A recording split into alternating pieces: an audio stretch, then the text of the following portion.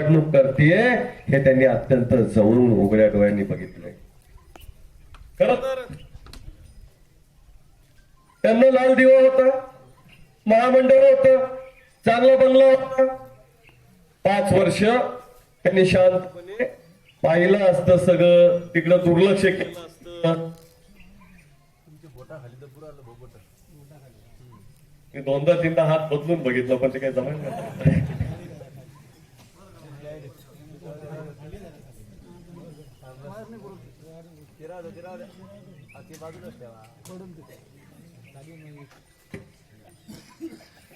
खऱ्या अर्थाने एवढं चांगलं महामंडळ त्यांच्याकडे असताना केवळ हे शेतकऱ्यांची लुबाडणूक करणारं सरकार आहे, दिलेले आश्वासन न पाळणारं सरकार आहे, जाती जाती धर्माधर्मामध्ये मतभेद निर्माण करून तवा गरम करून स्वतःची पोळी शेकून घेणारं सरकार आहे आणि त्यासोबतच लोकशाहीवर आघात करणारं सरकार आहे. आणि म्हणून त्यांनी लाथ मारली त्या महामंडळाला, गाडी सोडली आणि रस्त्यावर उतरून या सरकारच्या विरोधात आंदोलन करायला सुरुवात केली आणि आज आमच्या मंचावर येत आहेत.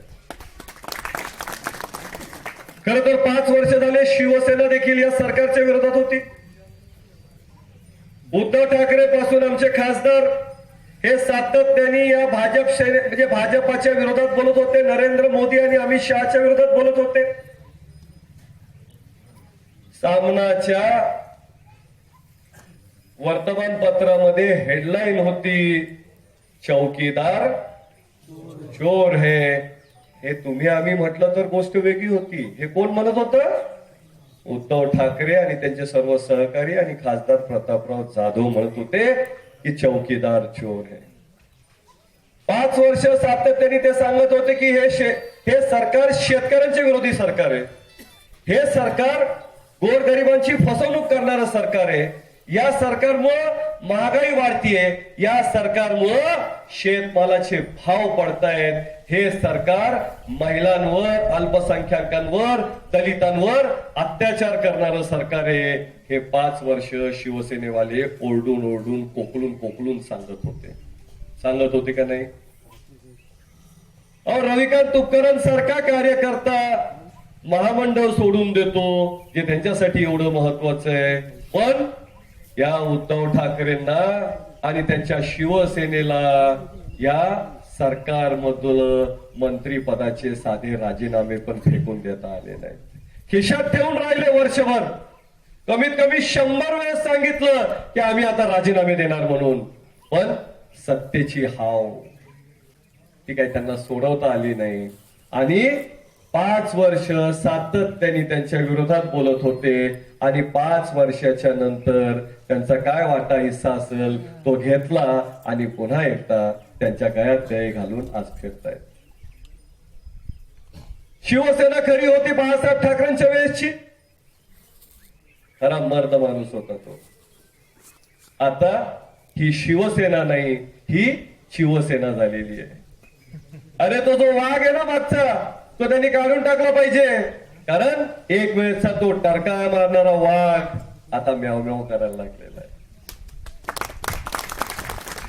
जी शिवसेना खऱ्या अर्थाने गोरगरीब शेतकरी, कष्टकरी आणि वंचितांसाठी रस्त्यावर उतरायची, आंदोलनं करायची, जेलमध्ये जायची, ती शिवसेना आता राहिली नाही आणि ते शिवसैनिक देखील आता राहिलेले नाहीत. आता सत्तेची पोळी तुम्ही आम्ही अर्धी वाटून घेऊ असं करणारे, मलिदा खाणारे आता हे सगळे शिवसैनिक झालेले आहेत. वरपासून खालपर्यंतचे सगळे आता सारखेच झालेले आहेत. आणि त्यामुळं म्हणजे आता हे भाजप असो का शिवसेना असो, आता सगळे जनता विटलेली आहे, कंटाळलेली आहे, त्रस्त झालेली आहे आणि त्या जनतेने ठरवून टाकलेलं आहे की आता आम्ही यांच्या सोबत जाणार नाही म्हणून. ते वाट बघतायत 18 तारीख कधी येते, कधी एकदा आमच्या महाआघाडीचे उमेदवार डॉक्टर राजेंद्र शिंगणे साहेब यांच्या घड्याळ निशाणीला आम्ही मत देतो, याची सगळे आतुरतेनं वाट बघतायत. मी तुम्हाला एवढीच विनंती करेल या निमित्ताने, 18 तारीख अत्यंत महत्वाची आहे. या देशामध्ये नवीन सरकार हे लोकशाहीवादी पाहिजे, हे शाहू फुले आंबेडकरांच्या विचाराचं पाहिजे, हे गोरगरीब शेतकरी कस खऱ्या अर्थाने वर्षभर झालं त्यांच्याही मनामध्ये घालमेल चालू होती की सरकार तर अन्याय करतंय, मग या सरकारसोबत राहायचं की राहायचं नाही. खरं तर आठवले साहेबांच्या सोबतचे त्यांचे अनेक वर्षाचे जे संबंध होते त्यामुळे इतका उशीर लागला त्यांना, कारण प्रामाणिक आहेत ते. आणि त्यामुळं एकदा कोणाची साथ घेत म्हणजे ती पकडली तर ती सोडायची नाही, हात हातात घेतला तर सोडायचा नाही, हे त्यांचं हे एवढे प्रामाणिक असल्यामुळे ते त्यांचं मत. आणि त्यामुळं उशीर लागला, पण शेवटी होणारा अन्याय जनतेवरचा आणि सगळ्या दलित बांधवांवरचा हा त्यांना सहन झाला नाही आणि त्यामुळं त्यांनी त्यांच्या पक्षाच्या पदाचा राजीनामा फेकला आणि आज शिंगणे साहेबांना मतदान करा हा आग्रह करण्यासाठी, विनंती करण्यासाठी ते तुमच्या आमच्यामध्ये आलेले.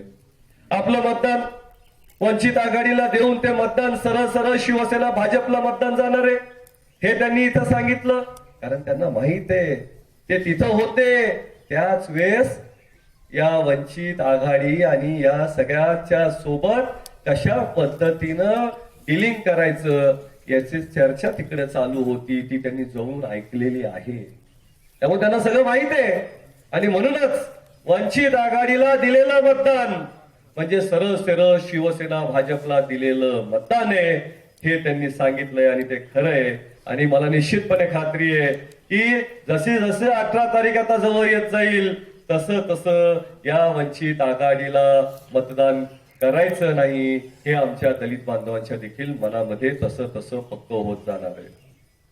मला कालच एकाचा फोन होता, त्यांनी सांगितलं भाऊ 14 तारीख होऊन जाऊ द्या, 15-16 होऊन जाऊ द्या, 17च्या रात्री आमचे दलित बांधव शांतपणे बसतील, विचार करतील आणि 18 तारीख मतदान जसं सुरू होईल तसं आमचे दलित बांधव जातील आणि पटापट पटापट मतदान सगळं घड्याळीलाच करतील.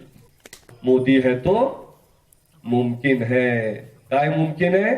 मोदी आहे तर महागाई मुमकिन आहे, मोदी आहे तर भ्रष्टाचार मुमकिन आहे, मोदी आहे तर काय लोकशाहीवर आघात मुमकिन आहे, मोदी आहे तर शेतकऱ्याच्या आत्महत्या मुमकिन आहेत, मोदी आहे तर सगळा अनाचार, भ्रष्टाचार आणि बेदिली हे सगळं मुमकिन आहे. त्यामुळं त्या मोदीला तर मतदान करायचंच नाहीये. बंधूंनो, डॉक्टर राजेंद्र शिंगणे साहेब यांना प्रचंड बहुमताने विजयी करा ही आग्रहाची विनंती.